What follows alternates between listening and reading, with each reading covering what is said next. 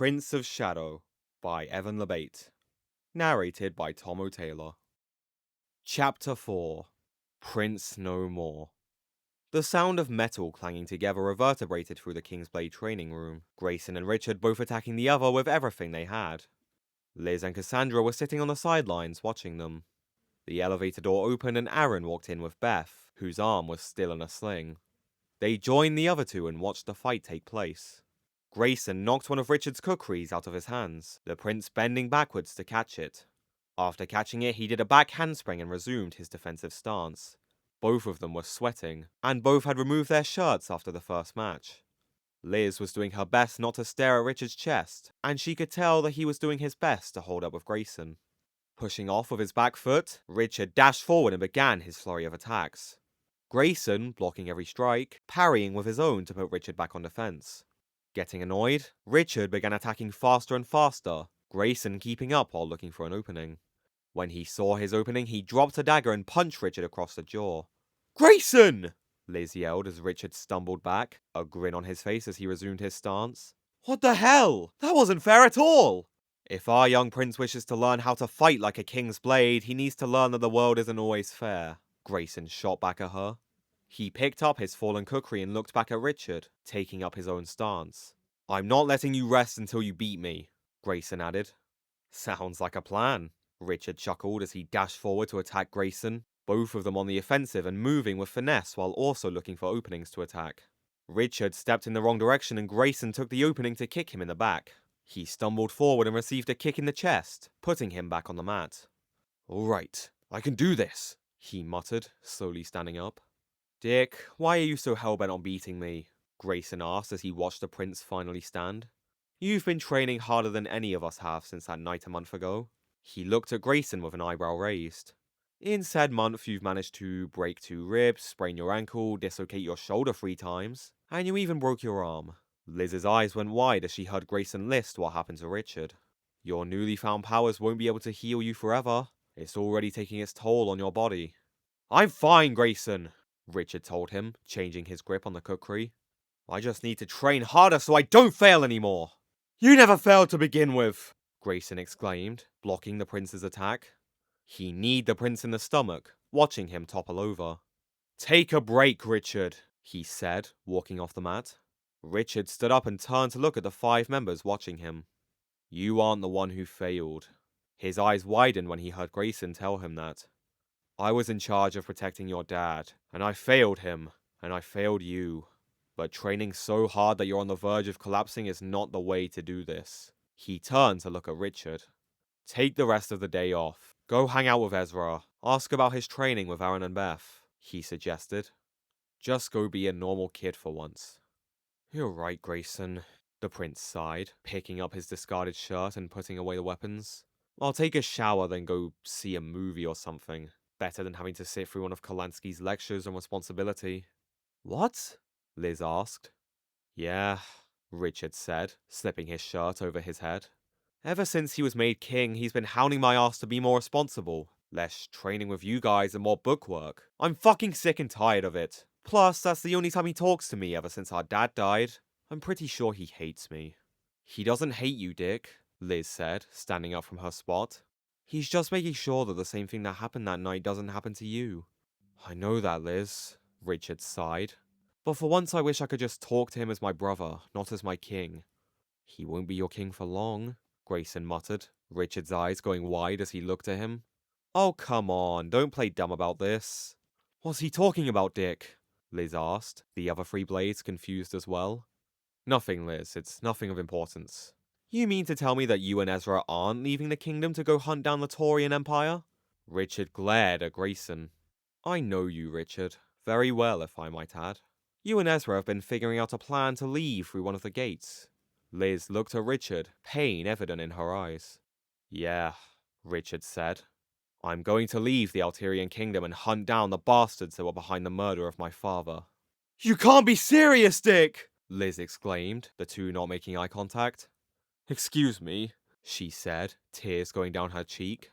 She dashed into the elevator door, Cassandra and Beth following her. The doors closed and the 3 remaining could feel the tension that just left. "She's going to kill you," Aaron said as he put his hands in his hoodie pocket. And I'm probably going to let it happen.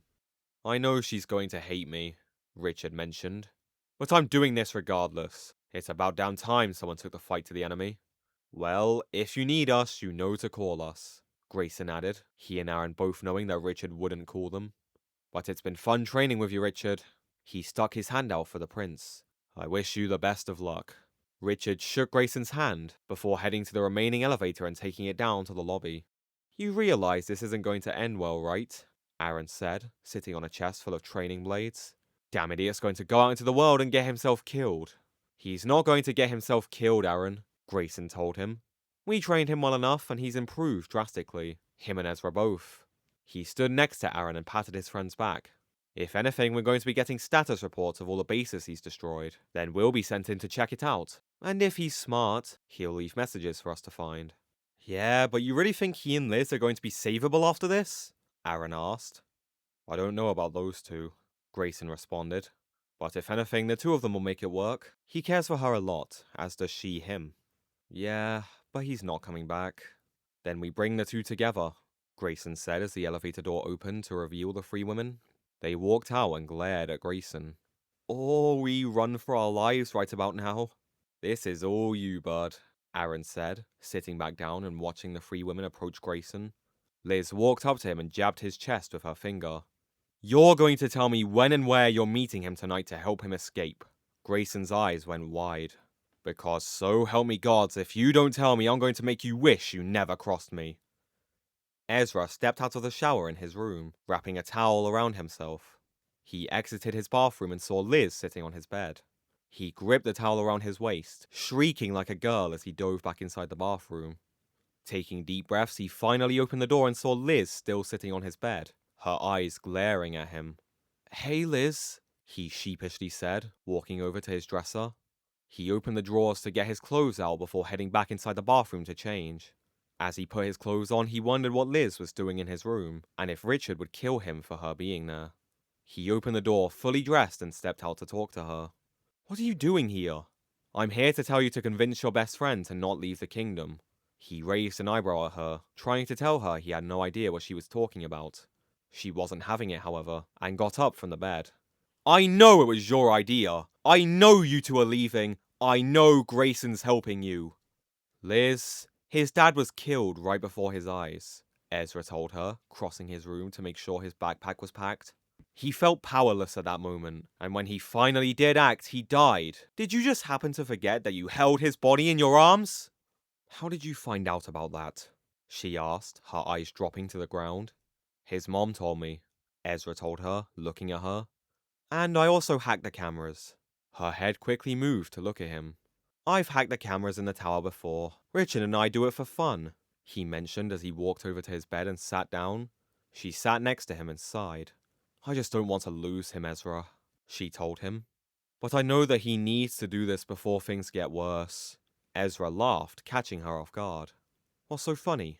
You think things could get any worse? He asked her, standing up and walking over to his backpack.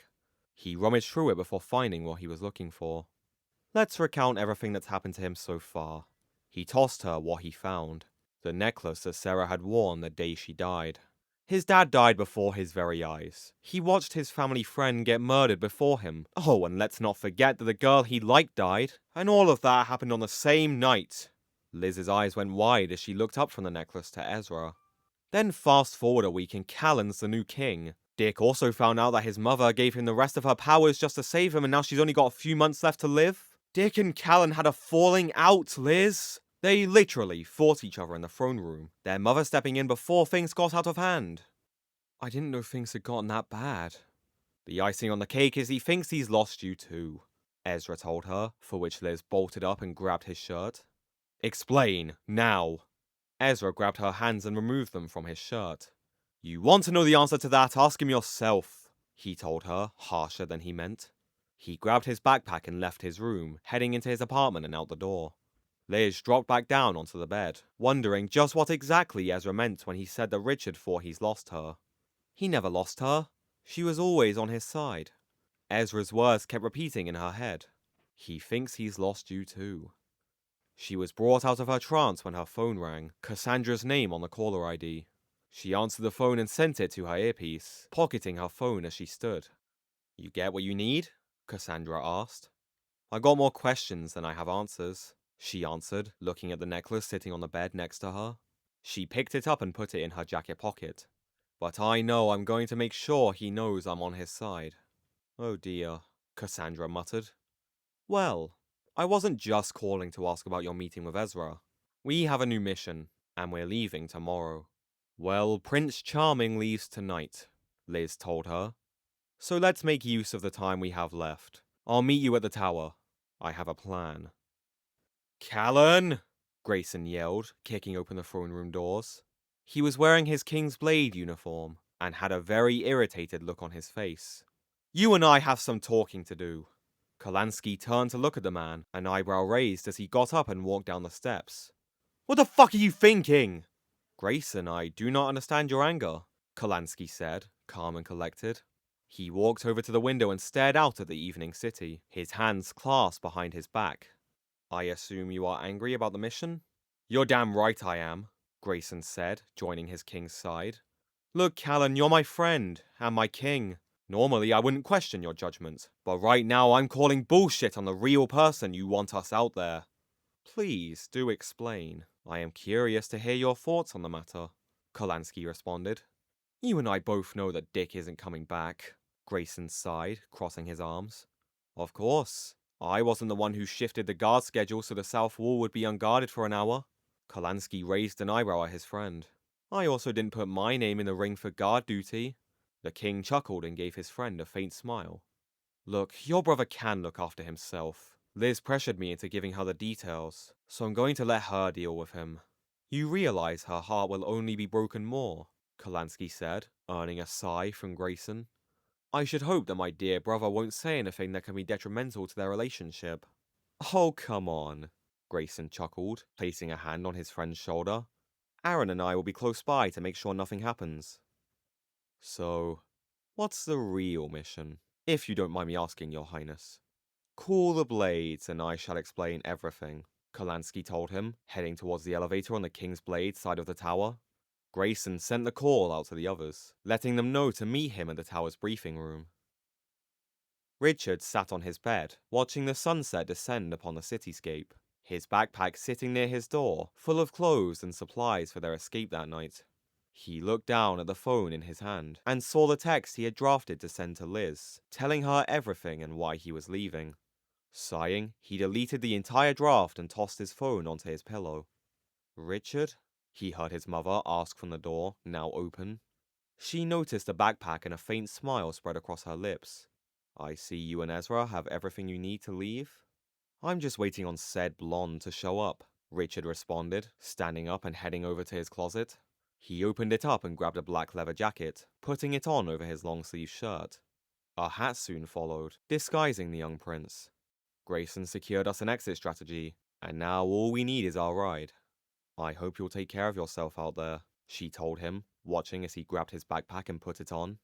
She sighed and walked over to him, grabbing his hands with hers. "Richard, I want you to promise me something." "Anything, Mom," he told her, his voice wavering ever so slightly. "Promise me that when the time comes, you'll return to your brother and be a leader." He raised an eyebrow at her, a faint smile appearing on her face.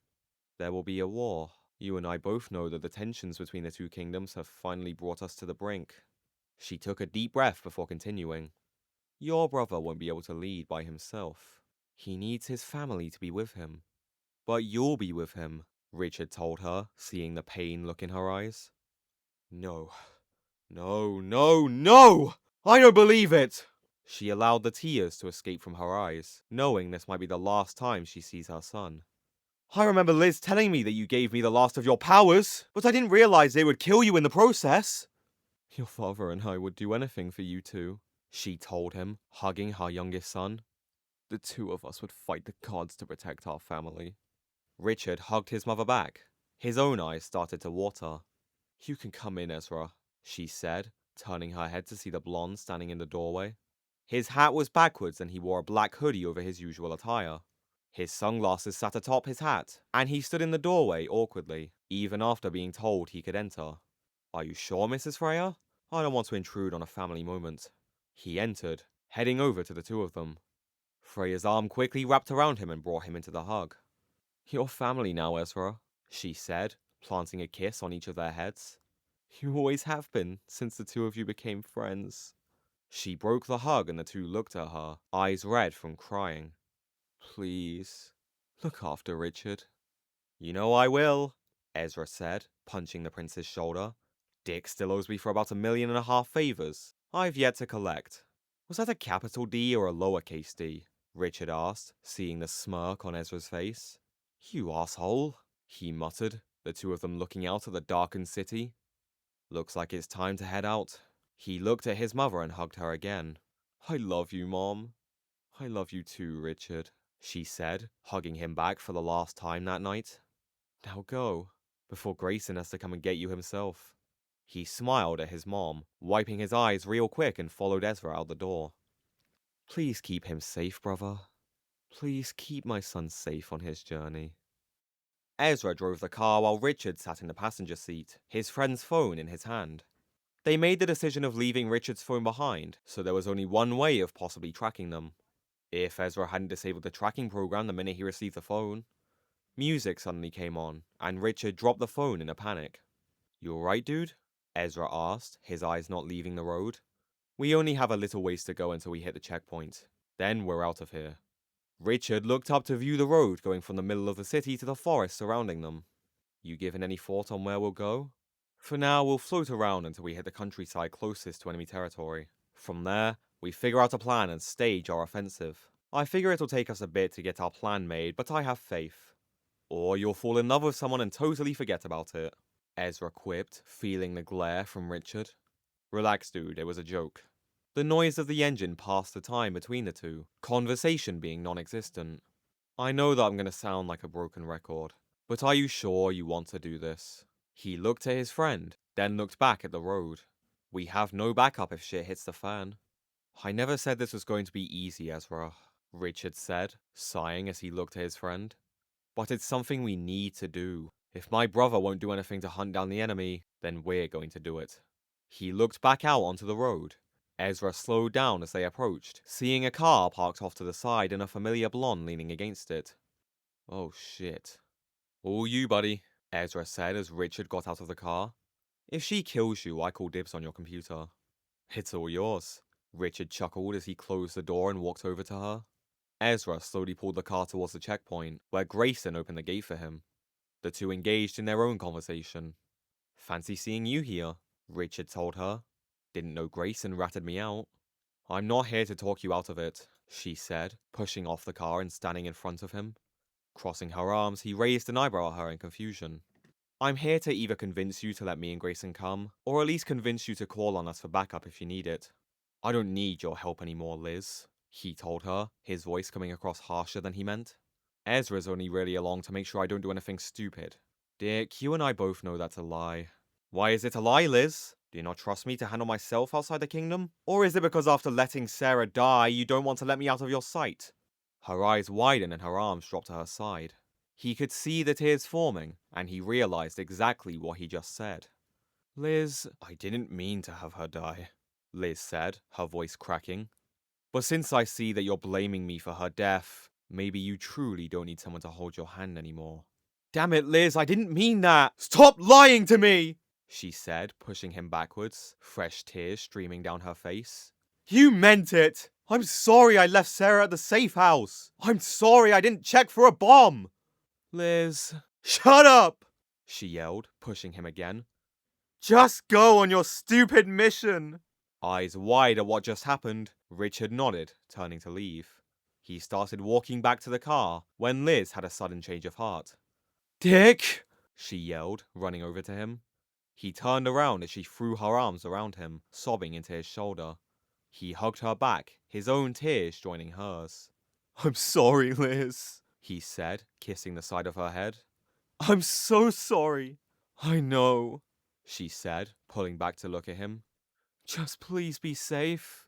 "I will," he told her, smiling at her.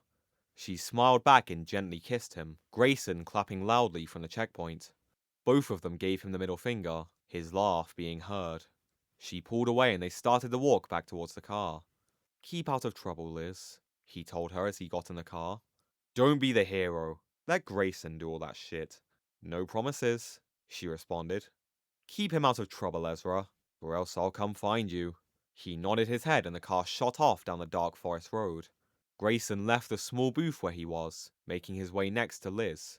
"Well, that went better than I thought it would." Liz punched his arm, watching him rub it in pain. "Come on," he said, throwing an arm around her shoulders. Her head dropped to his shoulder and she closed her eyes, holding back more tears. "First round's on me," he told her. "I'll call Cassandra as we're heading back." "Thank you, Grayson," she said, the lights of the car out of view. "I just hope that nothing bad happens to them." "Kids like me," Grayson chuckled, turning them to head back to their own car. "Trouble has a way of finding him, even if he doesn't ask for it. But he'll learn as he goes along." He opened the passenger door and she got in, closing it behind her. "Gods have mercy on him," he muttered. "He's heading right into a damn war zone."